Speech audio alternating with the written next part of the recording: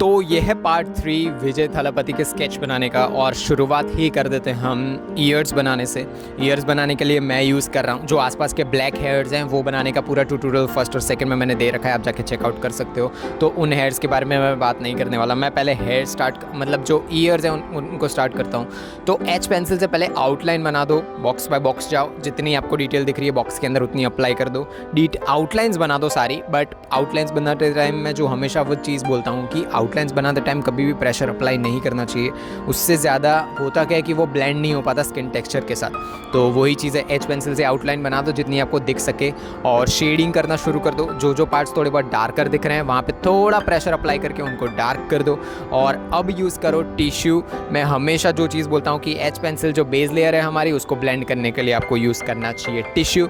So tissue use करके आप blend कर दो उसे। देन अब यूज़ करो 3B pencil. 3B pencil year के सिर्फ उन्हीं पार्ट्स पे जहाँ पे आपको थोड़ा बहुत डार्कर पार्ट्स दिख रहे हैं, मतलब थोड़ा बहुत शेड्स ज़्यादा पड़ रही है। हाइलाइट्स जो थोड़ा बहुत वाइट कलर होता है वो, और शेडोज़ जहाँ पे थोड़ा बहुत डार्कर दिख रहा है, जैसे ईयर के अंदर वाला पार्ट है वो थोड़ा बहुत डार्कर है। तो उन सब चीज़ों पे आप 3B पेंसिल से थोड़ा बहुत डार्कर कर दो। देन अगेन अब हमारा फोकस रहेगा उसको ब्लेंड करने के लिए, और ब्लेंड करने के लिए आप ईयरबड भी यूज़ कर सकते हो, बट मैं रिकमेंड करूँगा ब्लेंडिंग स्टम्प यूज़ करो। ब्लेंडिंग स्टम्प छोटा या बड़ा वाला जो भी आपके पास है उससे, बट बड़ा वाला मैं रिकमेंड नहीं करूँगा। अगर आप प्रिसाइजली कर सकते हो ब्लेंडिंग उससे तो आप यूज़ करो, कोई प्रॉब्लम नहीं है, बट ऐसे ही ब्लेंड कर दो। देन अगेन जो ईयर के अंदर वाला पार्ट है जो कम्प्लीटली डार्क है, उसके लिए यूज़ करो आपके पास 4B पेंसिल है या 4B max to max 4B, क्योंकि इतना ज़्यादा डार्कर स्किन टोन नहीं है। तो वही चीज़ें हैं। तो ऐसे ही आपको ग्रेड्स को चेंज करता रहना पड़ेगा, आपको ऐसे ही दिखता रहना पड़ेगा। और जहाँ पे बहुत ज़्यादा वाइटर पार्ट्स दिख रहे हैं, जहाँ पे लाइट डायरेक्टली पड़ रही है, तो उसके लिए आप मोनो इरेजर यूज़ करके हाइलाइट्स बना सकते हो। तो अब हम बनाने वाला है मेनली जो उनका चेक वाला पार्ट है वो, और चेक वाले पार्ट में इतना ज़्यादा डिटेल्स है भी नहीं। तो सेम जो टेक्निक हमने फोरहेड बनाने के लिए यूज़ की थी वही ये चेक वाले पार्ट, मतलब जो उनके गाल है उनको बनाने के लिए यूज़ होगी। तो सेम टेक्निक अप्लाई करो जो फोरहेड थी, सेकेंड पार्ट में मैंने पूरा बता रखा था आपको। तो अब जो सेम मतलब टेक्निक वही है, स्किन जहाँ जहाँ पे दिखेगी वही है। तो अब नोज़ बनाने में क्या है कि उनका फेस साइडवेज है, राइट, लेफ्ट साइड में वो देख रहे हैं। तो नाक के जो पीछे वाला पार्ट है वहाँ पे शेडोज़ बनेगी ऑफ कोर्स, क्योंकि लाइट सीधी आ रही है उन पे। तो ये वाला जो नाक का पार्ट है वो थोड़ा बहुत लाइट दिख रहा है, इतना ज़्यादा डार्क नहीं है। तो इसी वजह से पहले आउटलाइंस बना दो नाक की, मतलब ग्रिड बाय ग्रिड, मतलब बॉक्स बाय बॉक्स देख के आप आउटलाइंस बना दो। और उसको सेम जैसे स्किन टोन को हमने शेड किया था फोरहेड वाला और गाल वाला, सेम टेक्निक अप्लाई करके नोज़ बना दो। और जहाँ पे आपको वाइटर पार्ट्स दिख रहा है वहाँ पे हाइलाइटर मतलब अपना हमारा मोनो इरेजर यूज़ करो, आपका नोज़ भी तैयार हो जाएगा। इतनी ज़्यादा डिटेल्स नहीं है। अब हमारा जो मेनली फोकस रहेगा वो है उनकी बियर्ड और मोस्टेच, मतलब उनकी जो मूंछ है उस पर। तो ये दोनों चीज़ ऐसी है ना कि उनकी डायरेक्शन आपको पता होनी चाहिए। मूंछ की डायरेक्शन ऑफ कोर्स बहुत 90% टाइम नीचे होती है, बट आपको ये भी चीज़ को ध्यान रखना पड़ेगा हमेशा कि जो बियर्ड और मूंछ वाले जो हेयर्स होते हैं, जैसे आईब्रोज, बियर्ड और मूंछ, ये सब के जो हेयर्स होते हैं वो इतने छोटे छोटे होते हैं कि आपको जितना हो सके उतनी ज़्यादा आपको पेंसिल को हर 5 या 10 स्ट्रोक के बाद शार्प करते रहना चाहिए। और अगर आप शार्प ठीक से नहीं करोगे तो वो जो छोटे छोटे हेयर्स हैं ना वो थोड़े बहुत बड़े दिखने लगेंगे, क्योंकि आपकी पेंसिल फ्लैट हो चुकी होगी। तो उसी चीज़ की वजह से आप मैकेनिकल पेंसिल भी यूज़ कर सकते हो, बट एज़ ऑलवेज़ मैं जो चीज़ बोलता हूँ कि मैकेनिकल पेंसिल ग्रेफाइट ही होती है, उससे इतना डार्क टेक्सचर आपको नहीं मिलेगा। जो कम्प्लीटली डार्क हमें चाहिए वो टेक्सचर हमें नहीं मिलने वाला। तो वही रीज़न की वजह से आप छोटे छोटे वो हेयर्स बनाओ आपकी जो चारकोल पेंसिल है उससे। और उससे भी बढ़िया चीज़ है कि आपकी डायरेक्शन है जो हेयर्स की, मतलब जैसे मूंछ की डायरेक्शन देखो तो हेयर्स नीचे जा रहे हैं, ठीक है। तो वो चीज़ पे आपको फोकस करना चाहिए। एक एक दो दो बॉक्सेस बनाओ, डायरेक्टली 5-6 बॉक्सेस पे मत जाओ, क्योंकि 5-6 बॉक्सेस पे अगर आप डायरेक्टली जाओगे तो डिटेल्स मिस कर जाओगे। तो ये चीज़ हमें नहीं करनी है। और ऐसे ही बियर्ड पे भी हमें सेम चीज़ अप्लाई करनी है, और हमारा दोनों चीज़ें तैयार हो जाएगी। और शार्प ठीक से करना, अगर आपको नहीं पता कैसे आर्टिस्टिक वे में शार्प करते हैं तो उसके लिए पूरी मैंने ट्यूटोरियल अपलोड कर रखा है, आई बटन में आपको मिल जाएगा। तो अब लिप्स हैं उनके, उस पर फोकस रहेगा।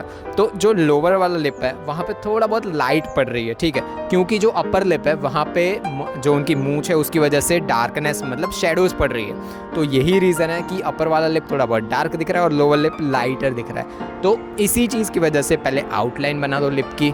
आपके पास जो भी पेंसिल है, एच पेंसिल मैं रिकमेंड करूँगा, जो मैंने भी यूज़ की है, उससे आउटलाइन बना दी मैंने, और छोटी छोटी डायरेक्शन हेयर्स के बनाए, शेड कर दिया पूरा। उसको ब्लेंड करने के लिए of course tissue. Then again मैंने 3B पेंसिल को शार्प करके जो डार्कर पार्ट दिख रहे थे, जैसे अपर लिप का थोड़ा पार्ट डार्कर है उसको मैंने शेड कर दिया, लोअर लिप में जहाँ पे मुझे डार्क दिख रहा है वहीं पे 3B पेंसिल यूज़ की, और इसको ब्लेंड करने के लिए मैंने यूज़ किया ब्लेंडिंग स्टम्प, और फाइनली मैंने यूज़ किया मोनो इरेज़र, और जहाँ पे अब मुझे वाइटर पार्ट्स दिख रहा है वहाँ पे मैंने यूज़ किया mono eraser. And then finally again जो कम्प्लीटली ब्लैक या फिर बहुत ज़्यादा डार्क दिख रहा है, जैसे अपर लिप थोड़ा बहुत और डार्कर है, तो उसके लिए मैंने यूज़ किया 4B पेंसिल, और ऐसे ही पूरा स्केच मतलब जो लिप वाला पार्ट है वो कंप्लीट हो जाएगा। अब जो उनकी गर्दन वाला पार्ट है, नेक वाला पार्ट, उसको बनाने के लिए मैं रिकमेंड करूँगा कि जो टेक्निक स्किन की थी वो ही यहाँ पे अप्लाई करनी है, बट डिफरेंस एक छोटा सा ये रहेगा कि जो मतलब ईयर के पीछे वाला पार्ट देखो थोड़ा बहुत डार्कर है, तो इसमें आपको 5B पेंसिल या 6B पेंसिल तक भी 6B मैं रिकमेंड नहीं करूँगा, 5B पेंसिल तक यूज़ करो। और जैसे ही शेडिंग पे आप डिपेंड हो, मतलब बेस लेयर हमने बना दी, सेकेंड लेयर जितना मतलब पहले 1B 2B 3B ऐसे धीरे धीरे डार्कर पार्ट्स तक आप जाते जाओ, जहाँ पे आपको डार्कर दिख रहा है। मैं ये रिकमेंड कभी भी नहीं करूँगा कि पहले डार्कर पार्ट बनाओ, पहले लाइटर पार्ट बनाओ, क्योंकि अगर आपको उसको इरेज भी करना होगा तो अच्छे से वो इरेज हो जाएगा। तो बेस लेयर को कभी भी नहीं भूलना है। बेस लेयर से मतलब फाउंडेशन होती है, कोई भी बिल्डिंग अच्छे से बनानी हो तो उसका बेस बहुत अच्छा होना चाहिए, तो वैसे ही बेस लेयर पे हमेशा ध्यान रखना चाहिए।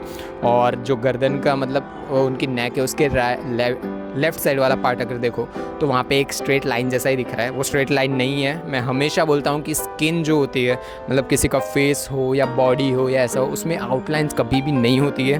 मैं होती नहीं है ऐसा बोल रहा हूँ, बनाते हैं लोग, मतलब एक पर्सपेक्टिव टेक्निक होती है, वो डायरेक्ट मतलब वो बोल सकते हैं कि लाइंस बनाते हैं, उनको जैसे फेस का स्ट्रक्चर दिख रहा हो वैसे बनाते हैं। मैं उस चीज़ की बात नहीं कर रहा हूँ, बट कभी आप खुद के हैंड पे देखो तो आपको आउटलाइंस नहीं दिखेगी।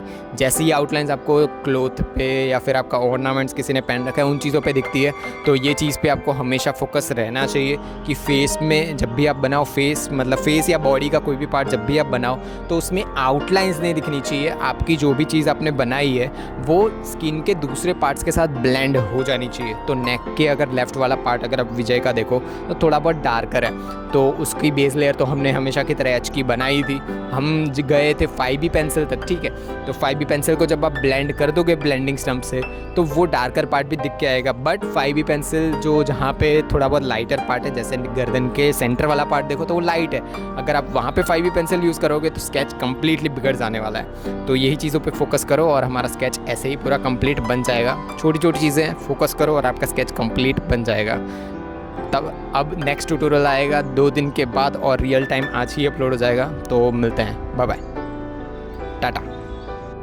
तो आज के ट्यूटोरियल के लिए बस इतना ही। अगर आपने इस ट्यूटोरियल से कुछ ना कुछ सीखा है तो सब्सक्राइब कर दो और लाइक कर दो। अगर आपको कोई भी क्वेश्चन और क्वेरीज हो इस ट्यूटोरियल के रिगार्डिंग तो कमेंट में लिख दो। तब तक के लिए ध्यान रखो खुद का और जिनसे प्यार करते हो उनका भी। आपका चित्रकार एक दिन हो। टट्टूज।